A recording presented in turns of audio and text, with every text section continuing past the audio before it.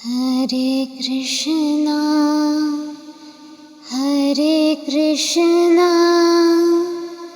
कृष्णा कृष्णा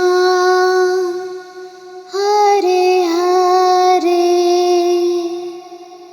हरे राम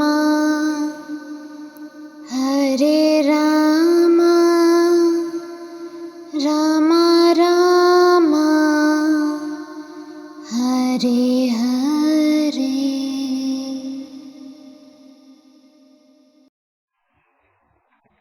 6 मई 2017 हम भगवद गीता चैप्टर 9 पे हैं। 9.1 से स्टार्ट करेंगे। द मोस्ट कॉन्फिडेंशियल नॉलेज उस चैप्टर से इन्वोक कर लेते हैं। To the supreme God, divine father, divine mother, to see all the great ones, holy gurus, holy masters, spiritual helpers, healing angels, healing ministers, archangels, we humbly invoke for divine blessings, guidance, help and protection for this session. May we all benefit immensely from this session. Please protect us from spiritual pride, spiritual fall. Please help us become pure divine channels for the divine work. Thank you in full faith so be it. जय श्री कृष्ण चैतन्य प्रभु नित्यानंदा, श्री अद्वैत गदाधर, श्री वासादि गौर भक्त वृंदा, बोलो श्री प्रभुपाद की जय। आज एकादशी के दिन भगवद गीता सुनना बहुत अच्छा होता है। भगवान आपको जो भी बोलना है आप मेरे मुंह से बुलवाइए। मैं जस्ट आपकी माउथ पीस हूँ। मेरे अंदर कोई नॉलेज नहीं है, कुछ नहीं है। मैं बस चैनल बनना चाहती हूँ। आपको जो बुलवाना है, जिसके लिए भी बुलवाना है, आप मुझे यूज करके बुलवाइए। हरे कृष्णा। अच्छा, आज मोहिनी एकादशी है। वैसे स्टोरी एकादशी की अलग है, लेकिन फिर भी हम लोगों को विष्णु जी का मोहिनी अवतार के बारे में तो पता ही होगा कि उन्होंने मोहिनी का फॉर्म कब लिया था। तो जिनको पता नहीं है उनको शॉर्ट में बता देती हूँ। जब देवता और दानवों में प्रॉब्लम्स हुई थी, जब समुद्र मंथन हुआ था, उस वक्त समुद्र मंथन का एक सिग्निफिकेंस है। समुद्र मंथन में अगर आप लोगों को पता होगा तो शायद वासुकी नाग को यूज किया गया था, और जो पहाड़ था वो शायद मंदराचल इस तरह का कोई पहाड़ था, उसको यूज किया गया था मंथन के लिए, चर्निंग के लिए बेसिकली। तो जब समुद्र का चर्निंग हो रहा था, मतलब मंथन हो रहा था, तो उसमें से कुछ अच्छी चीजें भी निकली और कुछ बुरी चीजें भी। जैसे हलाहल निकला। हलाहल इज द डेडलीस्ट पॉइजन। तो उसको शिवजी ने ग्रहण कर लिया था, इसलिए उनको नीलकंठ कहा जाता है। ये आपको तो सबको ये स्टोरीज पता ही होती है, बट फिर भी कोई बच्चे भी सुनते हैं भगवद गीता ना। तो ये सेशन हमारा किसी के बच्चा भी सुनता है, तो इसलिए मैं ये स्टोरी बताना चाहती हूँ। तो अमृत भी निकला था और विष भी निकला था। तो उसके बाद क्या हुआ कि जो दानव लोगों ने छल से अमृत को ले लिया और वो उसको पीना चाहते थे, देवताओं को देना नहीं चाहते थे। तो विष्णु जी को रिक्वेस्ट किया गया, सब देवताओं ने विष्णु जी को रिक्वेस्ट किया। तो विष्णु जी ने मोहिनी का फॉर्म लिया। मोहिनी मतलब बहुत ही ब्यूटीफुल फीमेल का फॉर्म लेकर आकर उनको भ्रमित करके उन्होंने उनसे वो ले लिया, अमृत ले लिया और फिर देवताओं में बांट दिया। अब इससे बहुत कुछ सीखने की बात है। फर्स्ट थिंग है, समुद्र मंथन जो होता है वो भले हुआ है डेफिनेटली, लेकिन हमारे अंदर भी हमें बोला गया है, उससे सीखना क्या है कि हमें हमेशा अपना आत्म मंथन करना चाहिए। आत्म मंथन मतलब हमें अपने अंदर जो कुछ भी है, दबा हुआ जो कुछ है, उसको सरफेस पे लाना होगा। उसमें अच्छी चीजें भी है, बुरी चीजें भी है। हमारे अंदर कुछ फॉल्ट्स भी हैं, कुछ अच्छाई भी है। जो कुछ है उसको दबाना नहीं है, उसको ऊपर लाओ, सरफेस पे लेकर आओ, आइडेंटिफाई करो, फिर निकालो। जो अच्छी चीजें हैं उसे अप्रिशिएट करो, जो बुरी चीजें हैं उसको निकालो। तो अपना आत्म मंथन, जब भी कभी प्रॉब्लमेटिक सिचुएशन आती है लाइफ में, टेक अ स्टेप बैक, अपने आप को शांत करके ये सोचना है, definitely my thoughts need to be changed, इसीलिए मेरे लाइफ में प्रॉब्लम आई है। मैं गलत डायरेक्शन में जा रही हूँ, या तो कुछ गलत सोच रही हूँ, या तो जो करने के लिए आई हूँ वो नहीं कर रही हूँ, या तो कार्मिकली ये मुझे भोगना ही है तो मैं भोग रही हूँ। ठीक है, प्रॉब्लम हटाने का जो हमें तो बार बार एक ही बात बोल रही हूँ, प्रॉब्लम हटाने की कोशिश करने से तो कुछ फायदा नहीं है, दूसरे रूप में प्रॉब्लम आ जाएगी। तो उसी तरह जब मोहिनी का उन्होंने फॉर्म लिया विष्णु जी ने, तो उन्होंने क्या कहा कि राक्षसों के अंदर क्या चीज होती है, लस्ट होता है, उसको उन्होंने एनहेंस किया, मतलब लस्ट को यूज करके उन्होंने काबू में किया उनको। तो हमारे अंदर जो कुछ भी नेगेटिव है उसको कोई भी यूज कर सकता है। अगर हमारे अंदर दबा हुआ क्रोध है, एंगर है, तो उसको कोई भी यूज कर सकता है। अगर कोई लोग पैरानॉर्मल चीजें एक्सपीरियंस कर रहे हैं, नेगेटिव एंटिटीज या एलिमेंटल्स का कुछ भी एक्सपीरियंस कर रहे हैं, तो याद रखो आपके अंदर दबा हुआ दुख, दबा हुआ नफरत, दबा हुआ एंगर, दबा हुआ ग्रज, दबा हुआ अनफॉरगिवनेस डेफिनेटली होगा, जिसको यूज करके वो अपना काम कर रहे हैं। जैसे ही आप वो हटा दोगे, उनका कंट्रोल आप पे से चला जाएगा। ये होती है दानव लाइक क्वालिटीज। हाँ, तो यही हमको समझना है। एक इंसान में देवताओं की क्वालिटीज भी होती है, दानवों की क्वालिटीज भी होती है। And we are humans, is absolutely okay कि हमारे अंदर ये सारा कुछ है, क्रिटिसाइज नहीं करना है, लेकिन अवेयरनेस भी लानी है। तो अवेयरनेस अभी लाओ, अपने अंदर आत्मा मंथन करके देखो कि कौन से नेगेटिव क्वालिटीज है। अब किस तरह समझ में आएगा कि ये क्वालिटी नेगेटिव है या पॉजिटिव?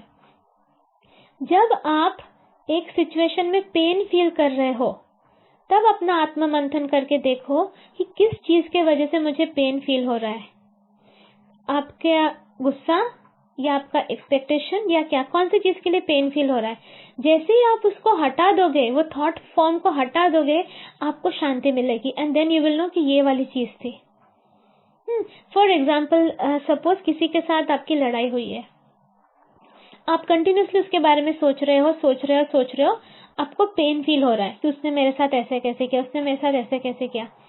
अब आप उसको एक राइट थॉट फॉर्म डाल दो उसमें, वो एक इंसान है, उससे गलती हो गई, मैं भी इंसान हूँ, मुझसे भी गलतियां होती है।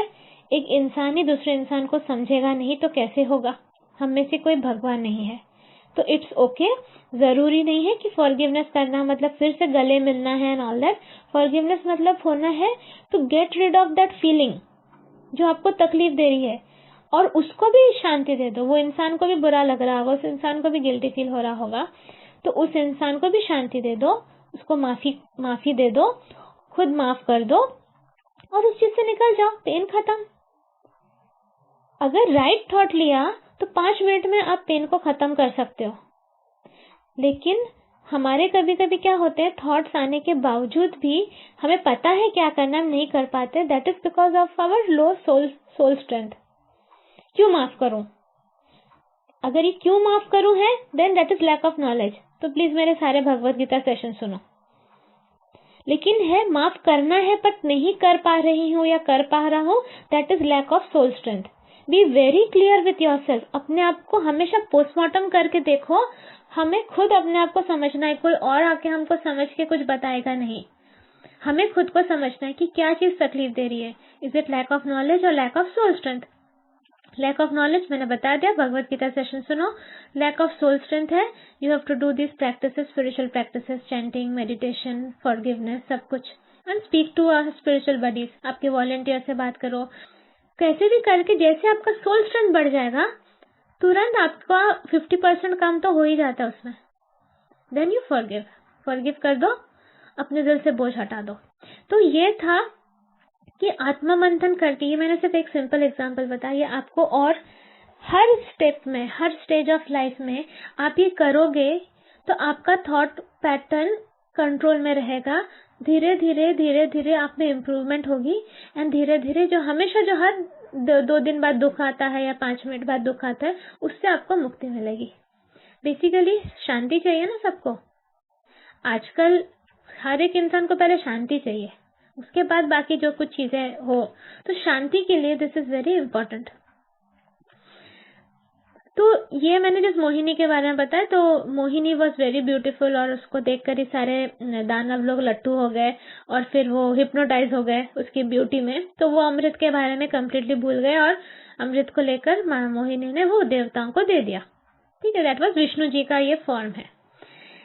अब हमें भी इस तरह आत्मा मंथन करना है, अपने अंदर की जो विष है, जो हलाहल है, उनको बाहर निकाल के फेंकना है। इससे हमारा सच में हमको मुक्ति मिलेगी परेशानियों से, and we will be cheerful and happy. अगर आपके लाइफ में हैप्पीनेस नहीं है तो definitely this is what which needs to be worked on. अब एक और एस्पेक्ट जो मैं लास्ट टाइम सेशन में बताना भूल गई थी, इस चीज को थोड़ा ध्यान से सुनो, थोड़ा सा हेवी कंसेप्ट है। अपने आप को, अपने सोल को या अपने मन को, कुछ भी हो, इमेजिन करो कि एक रेक्टेंगल है, एक बड़ा रेक्टेंगल है, उसके अंदर छोटे छोटे स्क्वायर्स हैं। हर एक स्क्वायर में एक कलर है, एक में ग्रीन कलर, एक में ब्लू कलर, एक में रेड कलर। वो जो छोटे छोटे स्क्वायर्स है ना, वो होता है हमारे लाइफ के कुछ कुछ पैटर्न्स या कैरेक्टरिस्टिक्स, या व्हाट टू से। फॉर एग्जाम्पल सोचो कि हमारा एजुकेशन या हमारा सक्सेस, वो स्क्वायर हो गया रेड वाला, तो दैट इज, और अगर वो पूरा रेड से भरा हुआ है मतलब दैट इज कंप्लीट, मतलब हमारे लाइफ में पढ़ाई रिलेटेड जो भी सक्सेस हमको कंप्लीटली मिला है। दूसरा सपोज एक ब्लू कलर का स्क्वायर है जो कि सिर्फ आधा भरा हुआ है, that may be love, true love या कंपेनियनशिप, व्हाटएवर, वो आधा भरा हुआ है। तीसरा सपोज जो ग्रीन कलर का स्क्वायर है वो है माँ बाप का लव, वो कंप्लीट भरा है। चौथा है सपोज ये सोच लो कि मे बी पॉवर्टी, मतलब जो पैसों का लेके जो हमें एक फीलिंग आती है कि वी आर नॉट रिच या हम पुअर है, व्हाटएवर, वो वाला स्क्वायर भी स्कैटर्ड है, मतलब कंप्लीटली भरा हुआ नहीं है। बेसिकली मेरे बोलने का क्या मतलब है कि हमारे लाइफ में बहुत सारे एस्पेक्ट्स होते हैं, मतलब हमारे मन में, हमारा मन या हमारा सोल पूरा कंप्लीट नहीं होता है, आधा अधूरा उसका ऐसा फीलिंग होता है, उसको इस तरह का फीलिंग होता है, वो आधा अधूरा है, मतलब वो पर्टिकुलर स्क्वायर्स में पूरा कलर भरा हुआ नहीं है। अब let's take an example of love from your, क्या कह सकते हैं, फ्रॉम योर पार्टनर या फ्रॉम अ फ्रेंड या व्हाटएवर। जस्ट एक लव वाला एस्पेक्ट ले लो, माँ बाप वाला नहीं, जो एक नॉर्मल हस्बैंड के लिए होता है, बॉयफ्रेंड के लिए होता है, गर्लफ्रेंड के लिए होता है, सोलमेट के लिए होता है, व्हाटएवर, उस टाइप का लव ले लो। वो वाला जो स्क्वायर है वो आधा भरा है ब्लू से। अब क्या होगा, आपका लाइफ कैसे डायरेक्शन में चलेगा ये मैं आपको समझा रही हूँ। अब वो स्क्वायर में आप कंप्लीट कलर फिल करने के लिए you will get attracted to people जिससे आपको वो ब्लू कलर मिलता है। Very simple. आपको लैक ऑफ अप्रिसिएशन आपके लाइफ में है, तो you will get attracted to such people जो आपको अप्रिशिएट करते हैं। अब अपने लाइफ बचपन से लेकर अब तक हल्का सा देखो, आप देखोगे जो बचपन में आपको अप्रिशिएट करता था शायद अभी वो आपके लाइफ में है भी नहीं, कोई और आपको अप्रिशिएट कर रहा है। तो दैट मतलब दैट एस्पेक्ट जो है, जो हमारा भरा हुआ स्क्वायर नहीं है, उसका रिक्वायरमेंट कोई और फुलफिल कर रहा है। मतलब क्या वो इंसान इंपॉर्टेंट है? नहीं, वो इंसान इंपॉर्टेंट नहीं है, वो स्क्वायर इंपॉर्टेंट है। समझा? नहीं समझा? फिर से सोचो। वेरी डीप कंसेप्ट, लेकिन सोचो, यही सारा रूट कॉज है ना सब चीज का। हमारे अंदर सपोज हमने बचपन से हमें अप्रिसिएशन नहीं मिला, मतलब तारीफ नहीं मिली, तो हम यूजुअली उन लोगों के तरफ अट्रैक्टेड होंगे जिनसे हमें तारीफ मिलती है। हो सकता है बचपन में आपकी कोई मौसी हो या कोई फ्रेंड हो या कोई चाचा हो या कुछ भी हो, आपको वो इंसान बहुत अच्छा लगेगा जो आपको तारीफ करता है। लेकिन किसी कारणवश उस इंसान के साथ अभी आपका कांटेक्ट नहीं है, लेकिन वो अप्रिशिएट होने वाला रिक्वायरमेंट अभी भी है आपके अंदर, क्योंकि वो जो स्क्वायर है वो पूरा कलर से भरा नहीं है। तो you will get attracted to such people जो आपको अप्रिशिएट करते हैं। सपोज आपको मिस्टर बी से अप्रिसिएशन मिल रहा है, अभी बचपन में मिस्टर ए से अप्रिसिएशन मिला था, मिस्टर ए नहीं है, अभी आपको मिस्टर बी से अप्रिसिएशन मिल रहा है, आप उसके साथ अटैच हो गए। फाइन, आप उसके साथ अटैच हो गए। कुछ देर बाद, कुछ दिनों बाद मिस्टर बी आपके लाइफ से चले गए, आप फिर अपसेट हो गए, लेकिन मिस्टर सी से आपको अप्रिसिएशन मिलने लगा। Fine, again you are happy. तो क्या पर्सन इंपॉर्टेंट होते हैं हमारे लाइफ में? पर्सन इंपॉर्टेंट नहीं होते। तो क्या होता है, हमारा वो खाली स्क्वायर है, सारे रीजन, सब कुछ का जड़। वो जो खाली स्क्वायर है, जब तक हम उसको नहीं भरते हैं, जब तक हम उसको कंप्लीटली नहीं भर पाते हैं, तब तक हम उन इंसानों को ढूंढते रहते हैं जिनसे हमको वो कलर मिल सके। दैट्स इट, और कुछ नहीं है।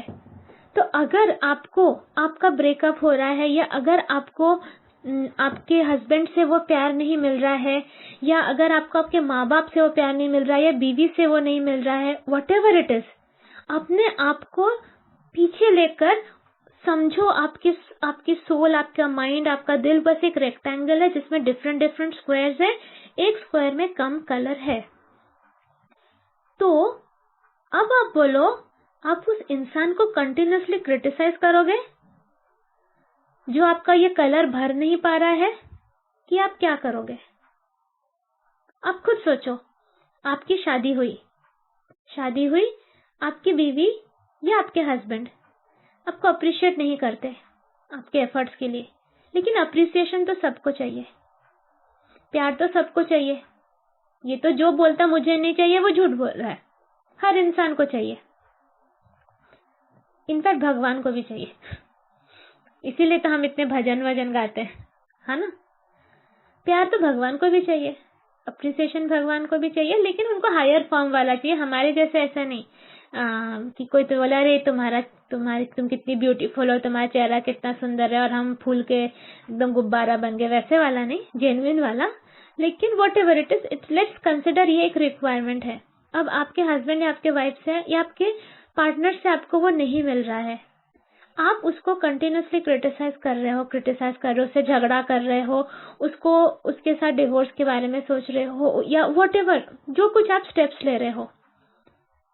अब आप ये समझ लो, वो मुझे नहीं मिल रहा है ना उससे, क्यों? ओके, नहीं मिल रहा है, तो जो तकलीफ हो रही है मेरे अंदर, दैट इज बिकॉज कि मेरे अंदर वो स्क्वायर का कलर कंप्लीटली भरा हुआ नहीं है।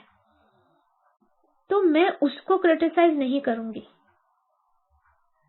आपको अप्रिसिएशन चाहिए, आप लोगों को अप्रिशिएट करना स्टार्ट करो। आप कृष्ण भगवान को अप्रिशिएट करो, आप कृष्ण डिवोटीज को अप्रिशिएट करो, आपको डेफिनेटली आपके लाइफ में वो अप्रिसिएशन मिलेगी। और जब ये स्पिरिचुअल वे से अप्रिसिएशन आपको मिलेगी, वो कलर परमानेंट कलर होगा।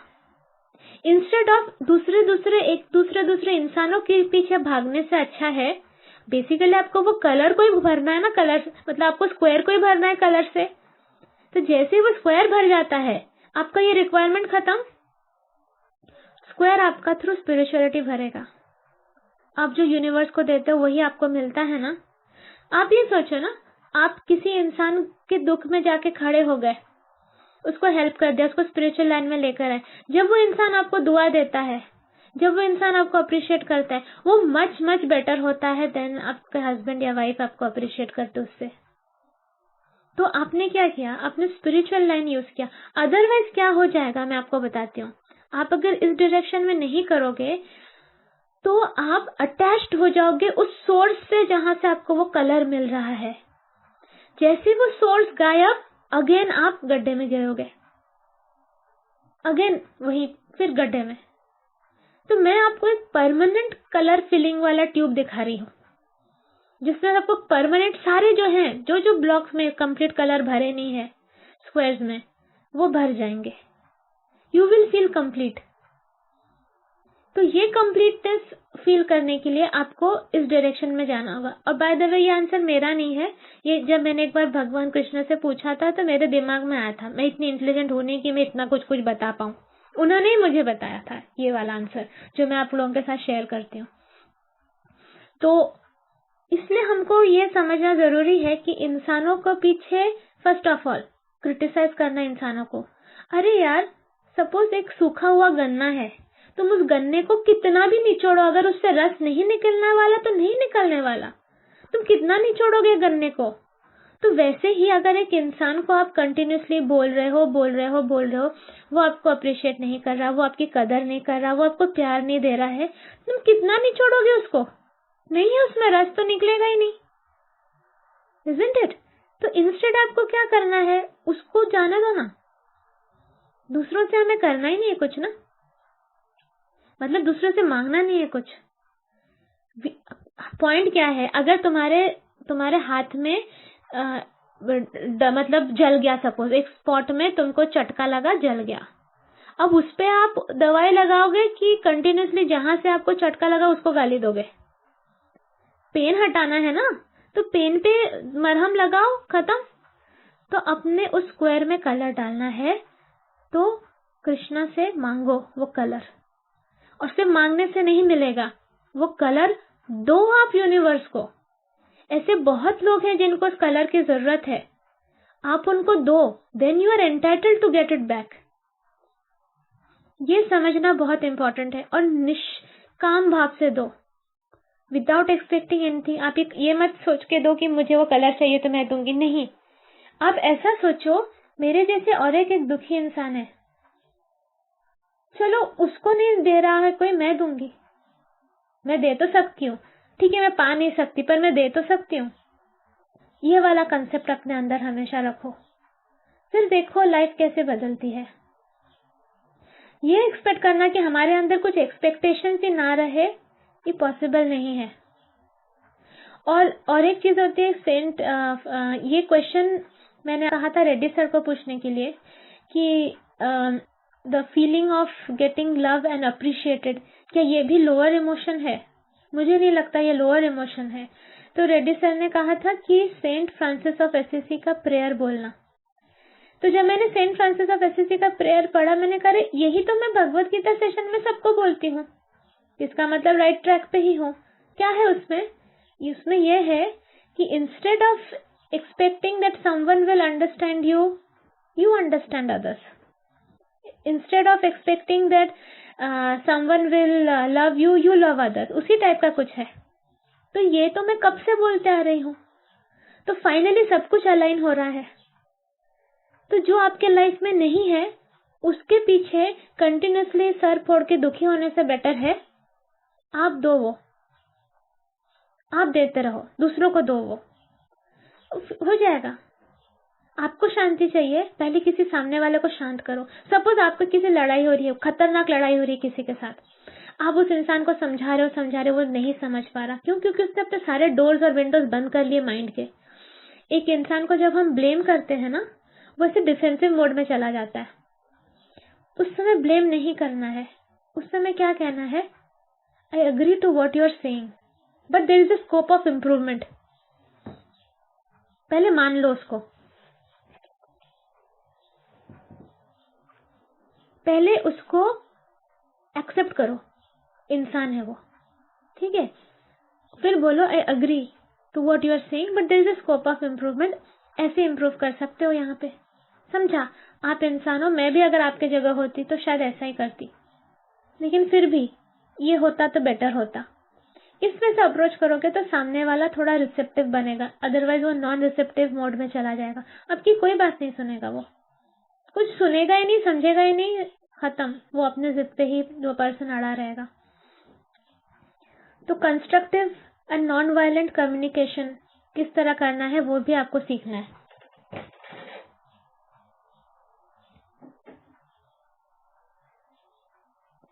ओके, तो तो ये बहुत ज्यादा जरूरी है समझना।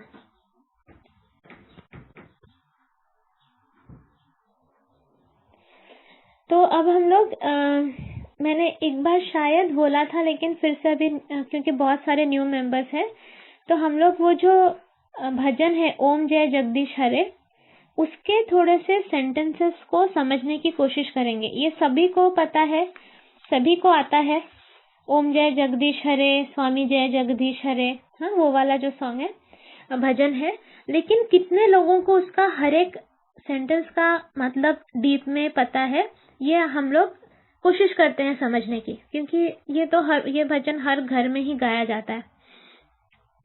तो है ओम जय जगदीश हरे, स्वामी जय जगदीश हरे, भक्त जनों के संकट, दास जनों के संकट क्षण में दूर करे, ओम जय जगदीश हरे। तो ये कृष्णा के लिए गाना गाया जाता है, विष्णु के लिए गाना गाया जाता है, और इसमें ये बोला जाता है कि जो भी भक्त जन है, जो भी दास है, मतलब आपके जो सर्वेंट्स है, उनके जो संकट प्रॉब्लम्स को आप दूर करिए, रिक्वेस्ट कर रहे हैं।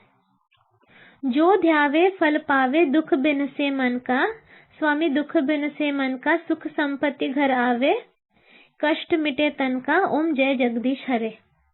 देखो ठीक है, यूजुअली हम इस टाइप से प्रे नहीं करते हैं, हम लोग स्पेशली, हम लोग भगवान से कुछ मांगते नहीं है।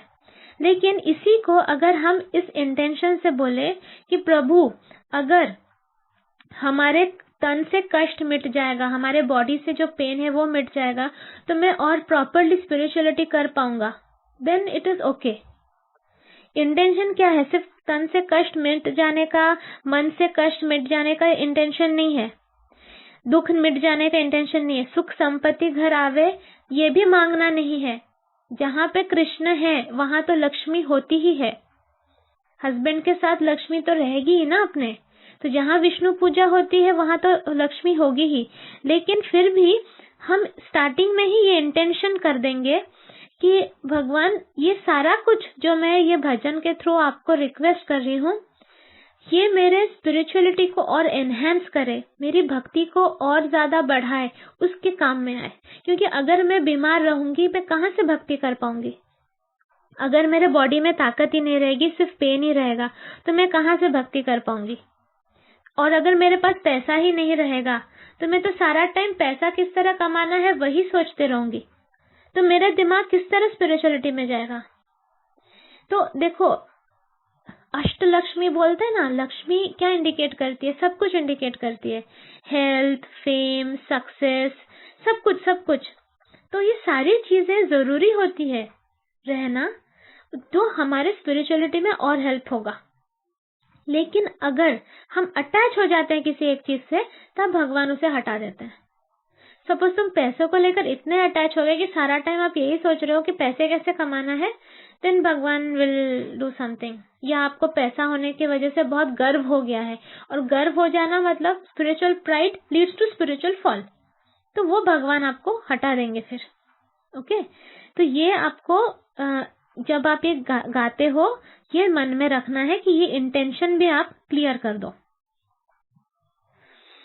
मात पिता तुम मेरे, शरण पड़ू मैं किसकी, तुम बिन और न दूजा, प्रभु बिन और न दूजा, आस करूं मैं जिसकी। जब हम ये सेंटेंस बोल रहे हैं, मतलब कृष्ण क्या है? माता, पिता, बंधु, सखा, एवरीथिंग।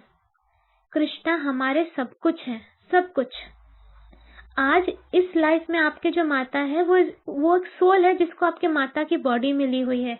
नेक्स्ट लाइफ में कोई और होगी सोल जिसको माता की बॉडी, लेकिन परमानेंट माता पिता फ्रेंड कौन है? वो है कृष्णा। तो हर सब कुछ आप कृष्णा में अगर देखते हो, तो क्या आप डिपेंडेंट रहोगे किसी रिलेशनशिप पे? अगेन वो सारे जो स्क्वायर्स हैं वो कृष्णा के रंग से ही भर जाएगा, एंड कृष्णा इज परमानेंट। तो आप देखो फिर आपको क्या किसी और की जरूरत पड़ेगी? तो इसलिए इस भजन से हर एक सेंटेंस से सीखना है। मात पिता तुम मेरे, शरण गहूं मैं किसकी, तुम बिन और न दूजा, आस करूं मैं जिसकी, ओम जय जगदीश हरे। पूरे भाव से गाओ, पूरे भाव से, जैसे कि रोम रोम जाग उठे, कांटे आ जाए। जब आप भजन गाओगे ऐसे गाओ कि आपके हार्ट से निकलकर कृष्णा के हार्ट तक पहुंचे। इतने फीलिंग से गाओ, सिर्फ घंटी बजा के ताली बजाने से नहीं होगा। इसलिए मैं ये एक्सप्लेन कर रही हूँ कि जैसे नेक्स्ट टाइम आप गाओगे ना, आपको याद आ जाएगा। जो जो मेरा सेशन सुनेगा वो नेक्स्ट टाइम जैसे ये भजन गाएगा, उसको याद आ जाएगा, उसको ये फील हो जाएगा कि देखो ये संसार जो है ना टेम्पररी है, सारे रिलेशनशिप टेम्पररी है। आप कितना भी कुछ कर लो किसी के लिए, एक गलती करोगे आप, वो आपकी सारी अच्छाइयां भूल जाएगा। Isn't it?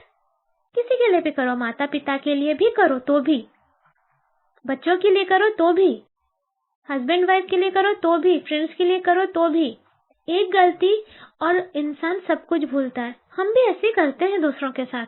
ऐसा नहीं कि सिर्फ हमारे साथ होता है, हम भी ऐसा करते हैं दूसरों के साथ। तो ऐसी टेम्पररी रिलेशनशिप्स से हमें कितना दुख मिलता है। तो रैदर देन पूरा एनर्जी क्यों ना हम परमानेंट रिलेशनशिप पे दे जो कि हमारे कृष्णा के साथ है। तो तब जब आप ये सेंटेंस गाओगे, आप फिर वो याद करना। नेक्स्ट है, तुम पूर्ण परमात्मा, तुम अंतर्यामी, पार ब्रह्म परमेश्वर, तुम सबके स्वामी। तो वो जो एक श्लोक है, मुझे पूरा याद नहीं है, ओम पूर्णमिदम पूर्णाहम कुछ तो है, वो एकदम बहुत ही अच्छा श्लोक है। उससे संसार की रचना हुई थी। एकदम स्टार्टिंग वाला जो स्टार्टिंग होते हैं ओम से, जब शुरू हुआ पूरी सृष्टि, तो वो ही है। तो उसमें क्या कहा जाता है कि भगवान ही सब कुछ है, पूर्ण है, वो कंप्लीट है। उनसे कुछ भाग भी ले लो तो भी वो पूर्ण रहते हैं। This is a straight. हम पूर्ण नहीं है, भगवान है पूर्ण, श्री कृष्ण है पूर्ण। अंतर्यामी वो सबके मन में है। हमने भगवत गीता के एक चैप्टर में पढ़ा था, याद होगा, कि वो हमारे हार्ट में बैठ के विटनेस करते हैं कि हम लोग क्या थॉट्स, हमारे थॉट्स से लेके सब कुछ। तो उनसे तो कुछ छुपा रहता ही नहीं है। आप भले किसी के साथ बहुत मीठा बोल रहे होगे, लेकिन आप अंदर जो सोच रहे होगे, कृष्णा हमारे हार्ट में बैठकर वो सब कुछ देखता है, उसको सब कुछ पता है। पिछले जन्म के सारे किस्से उनको सब कुछ पता, उनसे कुछ छुपा नहीं है, वो अंतर्यामी है। पार ब्रह्म परमेश्वर, पूरे परमेश्वर, परम ईश्वर, सुप्रीम गॉड, ये सुप्रीम गॉड, सब कुछ है वो। तुम सबके स्वामी है, सबके मास्टर हैं। तुम करुणा के सागर, तुम पालन करता। करुणा के सागर क्यों बोला जाता है? करुणा के सागर मतलब ओशन ऑफ काइंडनेस। देखो, जब हम लोग इस अभी तक जितने भी ईयर्स हमने जिया है, ये तो हमें समझ में आ गया है, everybody is not kind to us. हमारे साथ सब लोग काइंड नहीं है। तो हमारे अंदर कमियां हमें दिखाई जाती है, हमारे अंदर जो भी हमारे मिस्टेक्स को हाईलाइट की जाती है, ये तो हमेशा होता ही है। लेकिन कृष्णा ऐसे है ना कि पापी से पापी को भी वो शरण देते हैं, सबको वो अपना आशीर्वाद देते हैं, वो किसी से नाराज ही नहीं होते। इसीलिए उनको करुणा के सागर बोला जाता है। तुम करुणा के सागर, तुम पालन करता, मैं मूर्ख खलकामी। पालन करता तो पता ही है, वो सबके मेंटेनर है, सबकी पालन वही कर रहे हैं। मैं मूर्ख खलकामी, मैं कितनी स्टूपिड हूँ, और मतलब खलकामी मतलब मेरे अंदर कितने वाइसेस हैं, मतलब कितने दोष हैं। मैं सेवक, तुम स्वामी, कृपा करो भरता। तो ये तो है ही, हम सेवक हैं, हम सर्वेंट हैं, और वो मास्टर हैं, और यही भाव हमेशा हमें रखना चाहिए। सेवक होना बेस्ट होता है। कोई ईगो नहीं रहता, कुछ नहीं रहता, कोई एक्सपेक्टेशन नहीं रहती है। ये तो लोग तो कृष्णा से भी एक्सपेक्ट करते हैं, मैंने तुम्हें कल 4 नारियल चढ़ाया और फिर भी तुमने मेरे को एग्जाम में फेल कर दिया। इस टाइप के तो एज इफ कृष्णा हमारे ऑर्डर सप्लायर हैं, ऑर्डर कर दिया और सप्लाई हो जाएगा। तो वो ना करके एक सर्वेंट और मास्टर वाला जो रिलेशनशिप होता है ना, वो बहुत बेटर होता है। विषय विकार मिटाओ, पाप हरो देवा। विषय विकार, हमारे जो इतने सारे थॉट्स हैं, इतने एक्सपेक्टेशंस है, इतने रॉन्ग थॉट्स, ये सब है, ये सब भगवान आप मिटाओ। तो इस प्रार्थना से देखो हम वो भी उनसे कह रहे हैं, हमारे लोअर इमोशंस आप मिटाओ, पाप हरो, सिंस हमारे जो पाप हुए हैं उन्हें हर लो, उन्हें निकाल लो।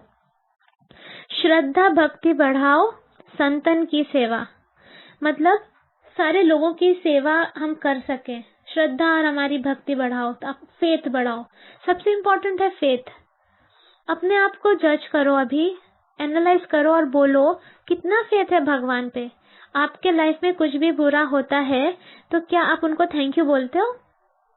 ये बहुत इम्पोर्टेंट है। हाँ, लेकिन ये हम में से मोस्ट ऑफ लोगों में आ चुका है, ये मेरे अंदर आ गया है कि कुछ भी प्रॉब्लम होता है मैं सबसे पहले कृष्णा को कहती हूँ थैंक यू वेरी मच। क्यों? क्योंकि इससे भी बड़ी प्रॉब्लम आ सकती थी। आप इतने कृपालु हैं कि आप जोर का झटका धीरे से लगाते हैं। आप मुझे इंजेक्शन भी लगाते हैं तो मुझे गोद में बिठाकर हाथ में लॉलीपॉप पकड़ा के आप इंजेक्शन लगाते हैं। आप सच में इतने ज्यादा दयालु हैं। आपको पता है कि अभी रूपाली को तो कार्मिकली ये फेस करना ही है, वो तो कर्मा से तो नहीं निकल सकती है और ना ही मैं पार्शल हो सकता हूँ, बट लेकिन वो डिवोटी है मेरी, मतलब बनने की कोशिश कर रही है, तो उसको मैं जोर का झटका धीरे से लगाऊंगा। This is what I think. आप लोग भी यही सोचो, थैंक यू बोलो। दूसरा कंसेप्ट क्या है, जब आपके साथ कुछ अच्छा हो रहा है तो दुखी होना, लेकिन क्यों? क्योंकि आपके गुड कर्मा खत्म हो रहे हैं ना।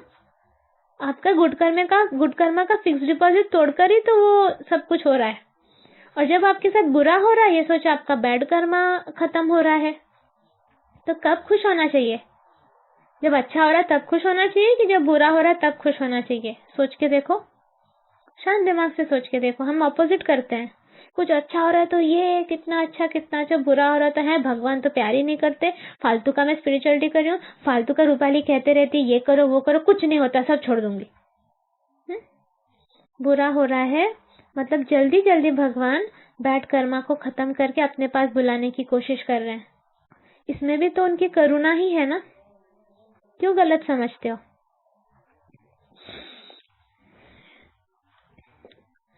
श्रद्धा भक्ति बढ़ाओ, संतन की सेवा, ये तो मैंने बता दिया। हाँ, ये वाला जो लाइन है मुझे बहुत अच्छा लगता है। तन मन धन सब है तेरा, प्रभु सब कुछ है तेरा, तेरा तुझको अर्पण क्या लागे मेरा, ओम जय जगदीश हरे। This is detachment. तन मन धन सब है तेरा, प्रभु सब कुछ है तेरा, तेरा तुझको ही अर्पण क्या लागे मेरा।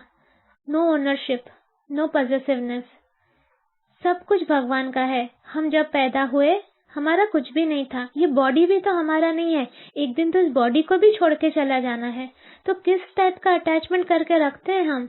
मेरा तेरा क्या करते हैं? ये सब तो इल्यूशन है, माया है, सब तो भगवान का है। और हम इस चीज को लेकर किसी का गला काट दे रहे हैं, तो किसी को धोखा दे रहे हैं, तो किसी को पेन दे रहे हैं। निकलते हैं ना इस चीज से। अब उन्हीं से रिक्वेस्ट करते हैं कि भगवान आप ही निकालो ये सब भ्रम से हमको। तो अपने आप को ये बताओ कि तन मन धन सब आप भगवान आपका है, तो तेरा तुझको अर्पण, मैं ये सब कुछ आपको सरेंडर कर रही हूँ। मेरा धन भी आपके नाम का प्रचार करने में ही काम आएगा, मेरा मन भी हमेशा आपके बारे में ही सोचेगा, और मेरा तन भी कोशिश करेगा कि जितना हो सके कृष्णा के बारे में लोगों को बोलना है, जितना हो सके कृष्णा की सेवा करनी है। जो मैंने लास्ट टाइम के सेशन में वो अनुप जलोटा वाला वो गा के बताया था ना उस समय, हाथ को कैसे यूज करना है, सब कुछ कैसे यूज करना है, वैसे इस टाइप वाली फीलिंग रखनी है। तो बेसिकली ये था तेरा तुझको अर्पण क्या लागे मेरा, दैट इज मृत्यु के वक्त हम सब कुछ अर्पण करके वैसे भी चले जाएंगे, कंप्लीटली डिटैच हो जाएंगे। तो आप लोग जब भी ये भजन गाओ, अब इस फीलिंग से गाओ, अब इस फीलिंग से गा के देखो, you will actually feel the importance of this, कि कितना इम्पोर्टेंट है जो इतने सालों से हम गाए जा रहे हैं बट हमें पता नहीं था। और अब जब भी आप मेडिटेशन भी करो, मेडिटेशन करते वक्त ना हमारा कॉन्शियसनेस ऊपर जाता नहीं है जल्दी, क्यों? बिकॉज ये सारे बंधन और सब कुछ हमें नीचे ड्रैग करके रखे है ना।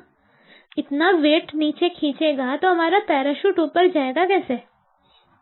पैराशूट को ऊपर भेजना है तो नीचे जो वेट खींच रहे हैं उन सबसे तो मुक्त होना पड़ेगा। क्या क्या वेट हमें नीचे खींच रहे हैं? ये मोह माया, हमारे बच्चे, हमारा घर, हमारा परिवार, हमारा पैसा, हमारा जॉब, हमारा रिलेशनशिप, एवरीथिंग है तो कुछ भी नहीं हमारा, पर भ्रम तो है। तो जब आप मेडिटेशन करते हो अपने आप को बोलो कि मैं सबसे डिटैच कर रहा हूँ खुद को। कोई बोझ नहीं मत रखो मन में, कुछ भी मन में बोझ नहीं रखना है। जो भी हो रहा है हमारे साथ it's part of our growth के लिए हो रहा है। तो कोई बैड मेमोरीज तो है ही नहीं, क्योंकि जो कुछ भी बैड हमें लग रहा है दैट वाज कि हमारा ग्रोथ हो सके। अगर आपको इंजेक्शन लगाया जा रहा है वो भी आपके किसी हेल्थ को अच्छा करने के लिए लगाया जा रहा है, तो लाइफ भी हमें इस तरह के इंजेक्शन लगाती रहती है, उसको इतना सीरियसली नहीं लेना चाहिए।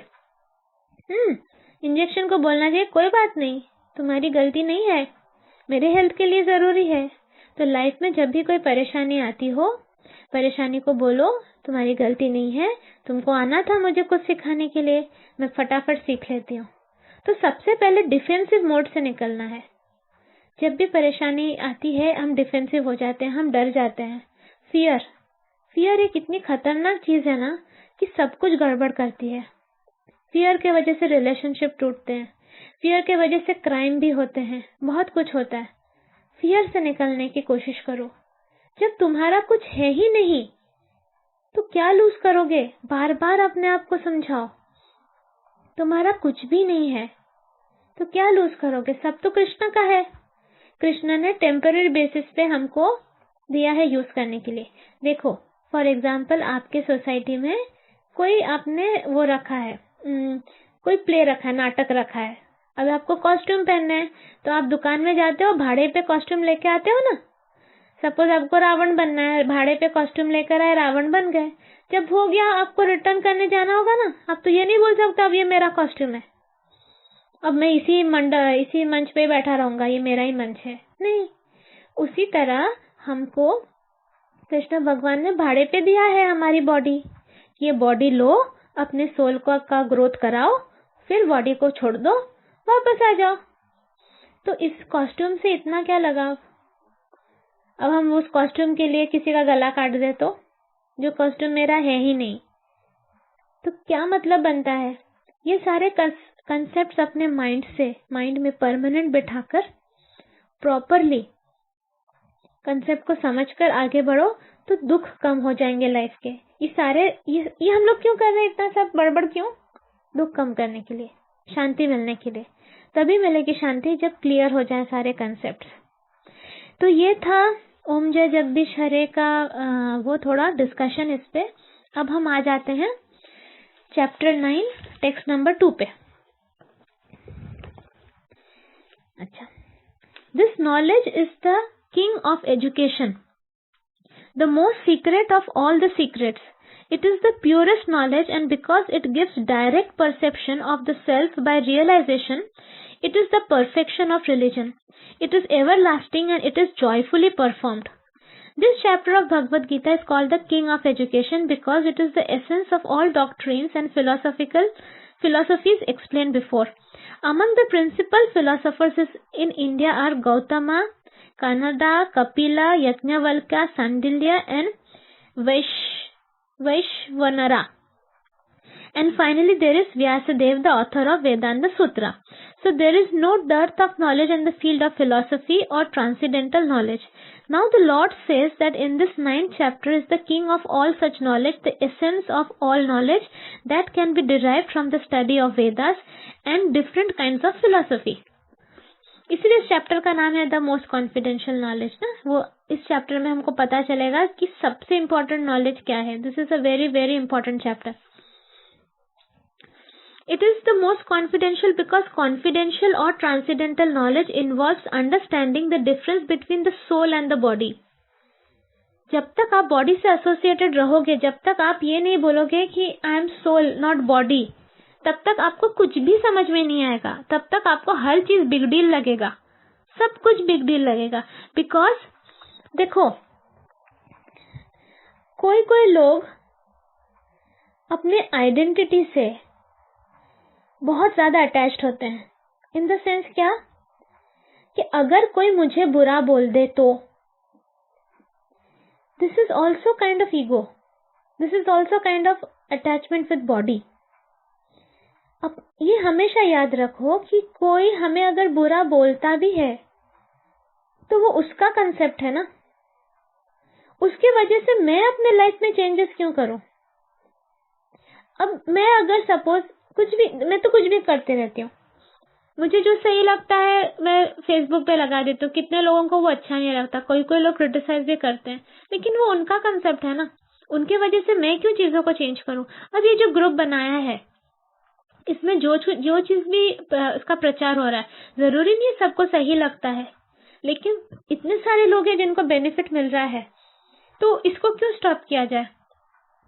तो जब तक आप आइडेंटिटी से जुड़े हुए होगे अपने, कि हाँ मेरा नाम रूपाली है, रूपाली को किसी ने बुरा बोल दिया, तब तक आप बॉडीली एसोसिएटेड हो। तो ये एक बहुत स्ट्रॉन्ग अटैचमेंट है, इसको आइडेंटिफाई करो। बुरा लगता है अभी भी आपको, किसी ने अगर आपके बारे में बोला, सपोज आपने किसी मेंबर को ग्रुप में ऐड किया, वो उस मेंबर ने छोड़ दिया, आपको बुरा लगेगा कि मैंने उसको ऐड किया था, इससे कैसे उसने छोड़ दिया। नहीं लगना चाहिए ना बुरा, आपने एक अच्छा काम किया, हो गया, you were just a channel, उसका प्रारब्ध नहीं था, वो इंसान निकल गया, don't feel bad about it. आपने उसकी ग्रोथ में एक स्टेप लिया फॉरवर्ड, दैट्स इट। तो आइडेंटिटी के साथ जुड़ो मत ज्यादा अपने, क्योंकि वो होता है अपने body consciousness instead of soul consciousness, that is the difference. And the king of all confidential knowledge culminates in devotional service. Generally, people are not educated in this confidential knowledge, they are educated in external knowledge. As far as ordinary education is concerned, people are involved with so many departments: politics, sociology, physics, chemistry, mathematics, astronomy, engineering, etc. There are so many departments of knowledge all over the world and many huge universities. But there is unfortunately no university or educational institution where the science of the spirit soul is instructed. इतने type के education है, educational institutes है, पर कहीं ऐसा नहीं है जो हमारे सोल के बारे में जो साइंस है वो समझा सके। Yet the soul is the most important part of the body. Without the presence of the soul, the body has no value.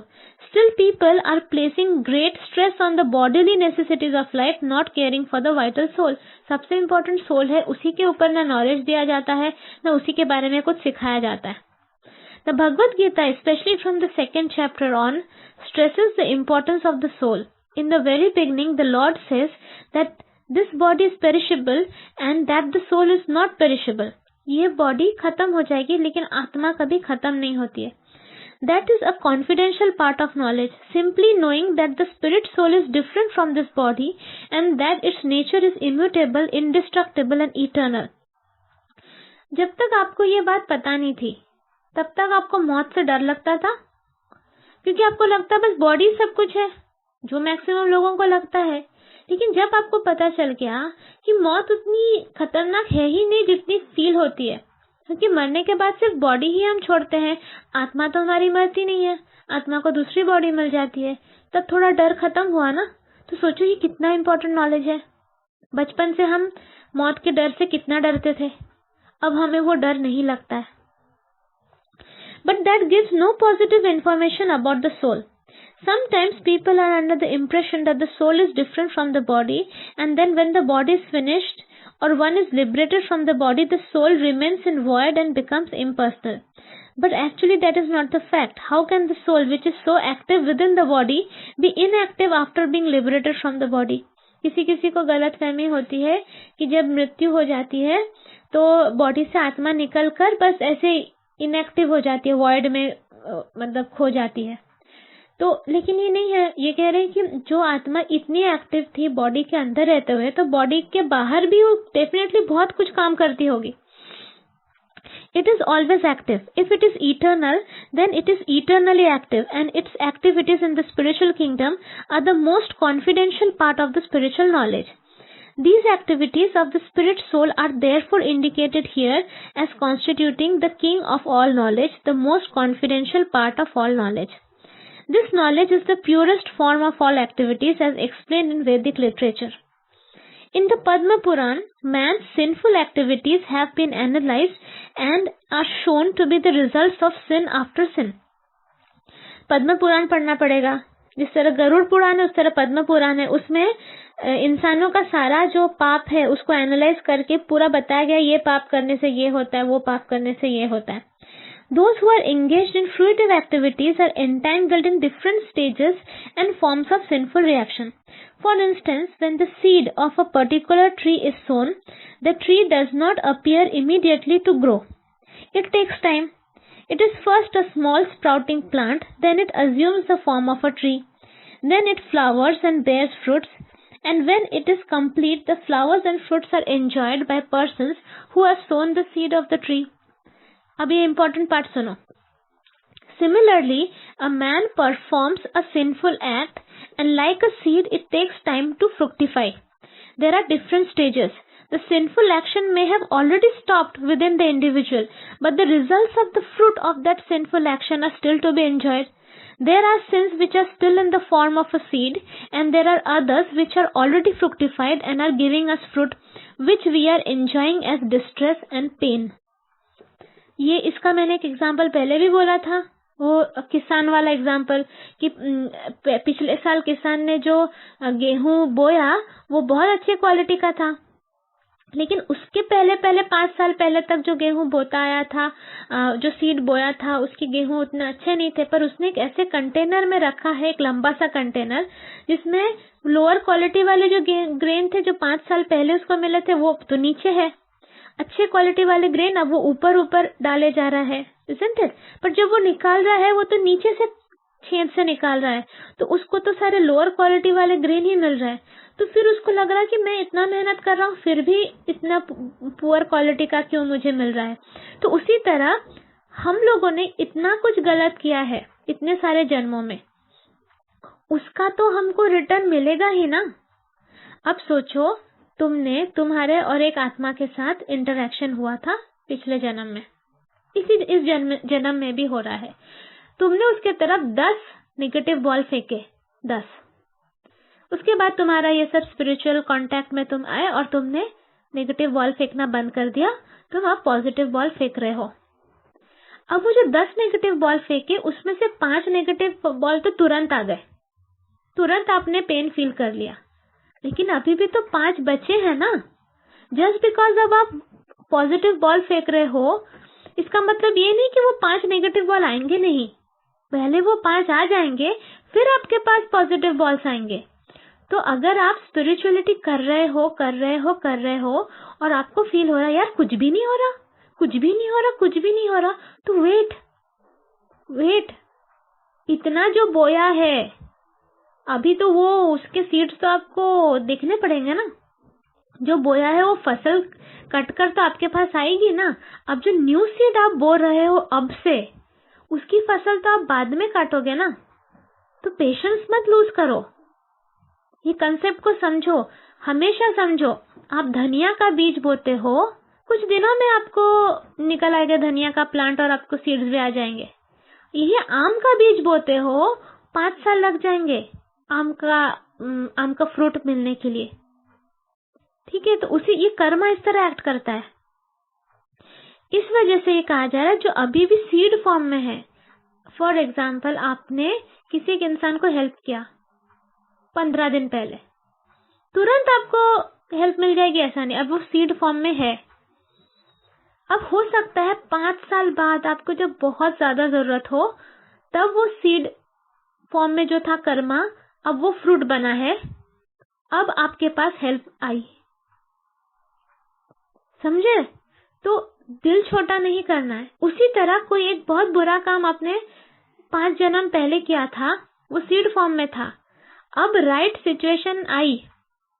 मतलब देखो, सपोज आपने किसी को बहुत ज्यादा एक्यूट पेन दिया है, अब कार्मिकली आपके पास वो पेन आना है, लेकिन अभी राइट टाइम नहीं है। राइट टाइम कब होगा? मतलब ऐसा सोचते हैं कि आपने अपने माँ बाप को पेन दिया 5 साल पहले, अभी तुरंत आपको वो वापस मिल जाएगा तो मजा नहीं आएगा। आपको पहले बाप बनाया जाएगा, आप बाप बनोगे तब आपके बच्चे से आपको वो पेन दिया जाएगा। टाइम लगता है ना फिर बाप बनने में, हाँ कि नहीं? तो इस तरह होता है कर्मा का पूरा हिसाब किताब। आपने अपने बाप को बुरा भला बोला, उनकी प्रॉब्लम नहीं समझी, उनका सैक्रिफाइस नहीं देखा, आपने उनको भला बुरा बोल दिया 5 साल पहले, तब आप कॉलेज में थे। उसी समय आपको पेन मिल जाता तो मजा नहीं आता, and it will be unfair. Wait किया गया, आपको किसी से प्यार हुआ, शादी हुई, बच्चा हुआ, बच्चा थोड़ा बड़ा हुआ, फिर उस बच्चे से आपको पेन वापस मिला। तो जो सीड फॉर्म में था, अब राइट फर्टिलाइजर मिला उसको, राइट ग्राउंड मिला। पहले जमीन मिली, अच्छी वाली जमीन मिली, फिर उसको फर्टिलाइजर मिला, धूप मिली, तब जाके वो सीड में से पेड़ निकल कर और फ्रूट निकला ना। तो वैसे ही हमारे साथ भी होता है, टाइम लगता है उसके लिए इतना सब कुछ। अरे क्या करते हो, जो कर्म फलदाता शनिदेव है उनको भी तो सब प्रॉपरली करना पड़ता है ना। ऐसे ऐसे कैसे दे देंगे? वो किसी के साथ भी अनफेयर वो नहीं हो सकते ना, उसके लिए रिक्वायरमेंट्स होती है। अब ले लो तुम और कोई तुम्हारा फ्रेंड, तुम लोग बहुत अच्छे फ्रेंड थे, बाद में तुम लोगों में प्रॉब्लम हो गई और तुमने उसका नुकसान कर दिया।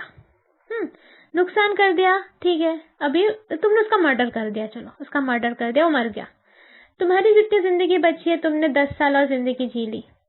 अब वो ऊपर वेट कर रहा है मरने के बाद कि तुम पूरा अपनी जिंदगी जी के मरोगे। मरने के बाद जब तुम पैदा होगे वो भी पैदा होगा और फिर वो बदला लेगा। तो अब तुम सोचो, ये तो होगा, करना ही पड़ता है ना। तो इसके लिए तो इतना वेटिंग पीरियड और ये सब को तो कंसिडरेशन में लेना ही पड़ता है। ऐसे थोड़ी ना इंस्टेंट कर्मा होता कि उसने मेरे को झापड़ मारा, मैंने भी उसको झापड़ मार दिया। नहीं, ये सब मैनिफेस्ट कर्मा, प्रारब्ध कर्मा, बहुत कुछ होता है। तो इसीलिए परेशान ना हुआ करो। जब अगर अभी भी तुम स्पिरिचुअलिटी करते हुए भी तुम्हारे साथ कुछ बुरा हो रहा है तो धप से बैठ मत जाना सर पे हाथ रख के, जाओ मैं कुछ नहीं करूंगी, अब से रूपाली को बोल दूंगी कि मेरे को अच्छा नहीं लग रहा कुछ भी। इतना क्या बोलती रहती हो, मेडिटेशन करो, चैंटिंग करो, ये करो। नहीं करना मुझे, ऐसा नहीं करना है। पूरा नॉलेज बेस अच्छा बना के रखो, सॉलिड, कि लाइफ में कोई कंफ्यूजन ही ना रहे। ओके, फिर इसमें क्या बोल रहे हैं? The sinful action may have already stopped within the individual, but the result of the fruit of that sinful action is still to be enjoyed. There are sins which are still in the form of a seed, and there are others which are already fructified and are giving us fruit, which we are enjoying as distress and pain. As explained in the 20th verse of the 7th chapter, a person who has completely ended the reactions of his sinful activities and who is fully engaged in pious activities, being freed from the duality of this material world, becomes engaged in devotional service to the Supreme Personality of Godhead Krishna. In other words, those who are engaged in the devotional service of the Supreme Lord are already free from all reactions. This statement is confirmed in the Padma Puran. सोच सकते हो कितना important sentence है ये। जो लोग completely Krishna की भक्ति कर पा रहे हैं, मतलब ऑलरेडी वो फ्री हो चुके हैं ये सब पास्ट के सिंस और ये सब से। हम लोग ठीक है कंप्लीटली नहीं कर रहे, बट हम लोग ने जितना किया, मतलब डेफिनेटली हमारा 80% पाप लेकिन खत्म हो गया है। We are extremely lucky.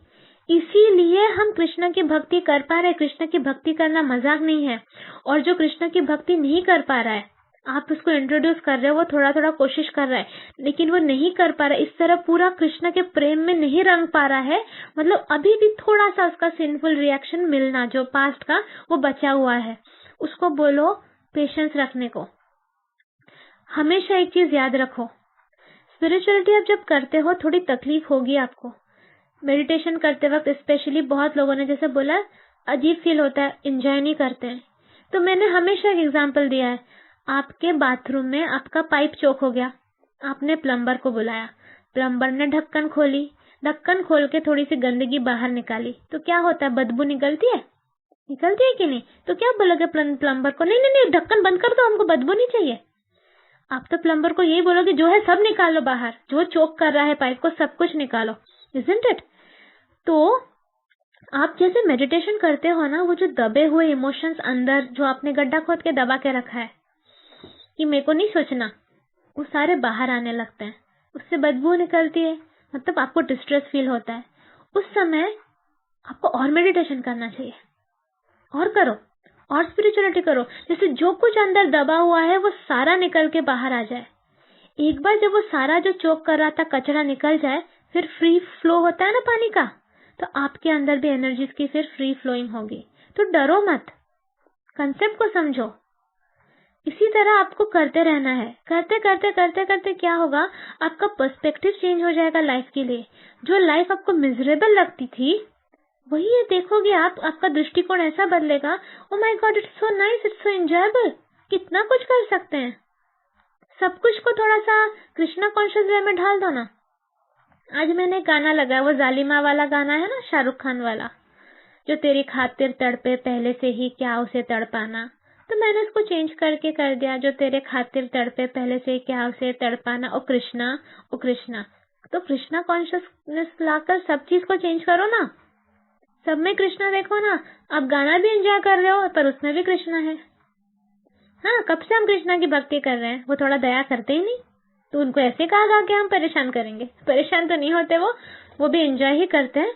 लेकिन कृष्णा सब कुछ है, आपके लवर हैं, आपके वाइफ हैं, आपके हस्बैंड है, आपके फ्रेंड है, आपके माता है, आपका पिता है, आपका बच्चा है, सब कुछ है, उनमें सब कुछ क्वालिटी है। आपको बस उनको अपनाना है और सरेंडर करना है। वो करेंगे आपको हेल्प, वो छोड़ेंगे नहीं। वो डायरेक्टली नहीं आते हैं, वो किसी ना किसी को भेजते हैं। कभी कभार आपको फील होता होगा ना कि आप परेशान हैं और अचानक ये रूपाली का मैसेज आ गया, कृष्णा मेरे कान में आके बोलता है रिजा इसको हेल्प कर दे। तो ये किस तरह होता है। और एक बात है, कृष्णा को कौन ज्यादा पसंद होगा, वैसे तो कृष्णा सबको ही पसंद करते हैं, मतलब हमेशा कृष्णा को, ठीक है अपनी परेशानियां कृष्णा को बोलो, उनको बोलो मुझे ये प्रॉब्लम हो रहा है कृष्णा मुझे हेल्प कर दो, मुझे जॉब नहीं मिल रहा है, मुझे जॉब दे दो, मेरे बच्चे को एग्जाम में पास करा दो, ये सब जो सब बोलते हो, अभी सोचो कृष्णा क्या एक्सपेक्ट करते होंगे। कृष्णा भी ये एक्सपेक्ट करते होंगे ना कि कोई उनसे पूछे कि आप कैसे हो। तो एग्जैक्टली तो हम कृष्णा को ऐसा नहीं बोल सकते, लेकिन जो कृष्णा का क्रिएशन है उनका तो ख्याल रख सकते हैं ना। कृष्णा के क्रिएशन का ख्याल रखना मतलब ही तो कृष्णा का ख्याल रखना होता है, isn't it? कृष्णा के क्रिएशन से प्यार करना मतलब ही तो कृष्णा से प्यार करना होता है। तो कभी ये भी तो सोच कर देखो, तब तो जाके कृष्णा आपको नोटिस करेंगे ना ज्यादा, तब तो ज्यादा कृष्णा भी आपसे और ज्यादा प्यार करने लगेंगे ना, कि ये तो बाबा कितना ख्याल रख रही है बिना कुछ मांगे, कुछ नहीं मांगना पड़ता।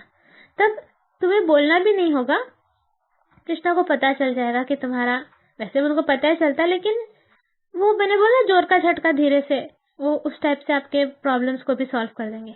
लेकिन आप दिन रात कृष्णा को बोलो मेरा ये प्रॉब्लम है ये हटाओ, वो प्रॉब्लम है वो हटाओ, सोचो कैसा लगता है, कैसा लगता है।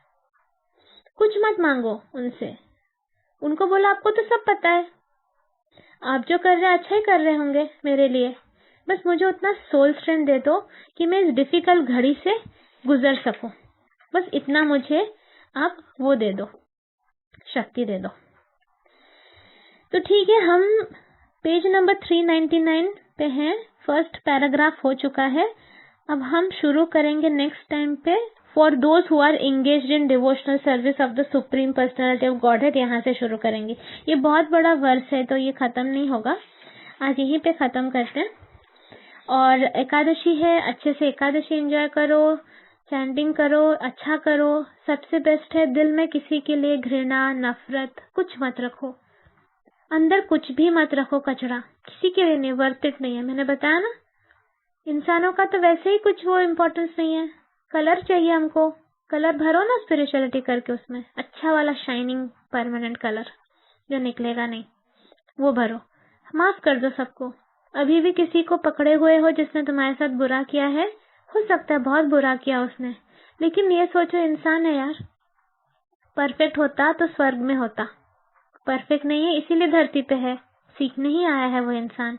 माफ कर दो, माफ कर दो। माफी मतलब ये नहीं होता कि उसके साथ सब कुछ नॉर्मलाइज करके उसके साथ घूमना फिरना ये सब है, नहीं, वो तुम्हारे ऊपर डिपेंड करता है तुम कितने लेवल तक क्या करना चाहते हो। लेकिन माफ करना ये होता है कि उसके लिए दिल में घृणा नहीं होगी, तुम्हारे एक्शंस में घृणा नहीं होगी, उसके बारे में बात करोगे तो मुंह से तारीफ ही निकलेगी, बुराई नहीं। और उसको जब भी जरूरत होगी you will be there to help that person. ये होती है माफी। अभी आंख बंद करके थोड़ा एनालाइज करते हैं अपने लाइफ में, कोई है ऐसा इंसान जिसे माफ नहीं कर पा रहे हैं, जिसने गलत किया है। भगवान को बोलो, भगवान हमें आशीर्वाद दीजिए कि हम माफ कर सकें। अगर हम इस इंसान को माफ नहीं कर सकेंगे तो हमें भी माफी पाने का के लिए हम योग्य नहीं रहेंगे। गलतियां तो हम भी करते हैं बहुत ज्यादा, लेकिन जो हम देते हैं हम वही पाते हैं। तो इसलिए भगवान हमें ये शक्ति दीजिए कि हम माफी दे सके दूसरों को। अपने अंदर कोई भी गंदगी नहीं रखनी है, प्यूरिफाई हो जाओ, प्योर हो जाओ, खुल के जियो। डर किस बात का?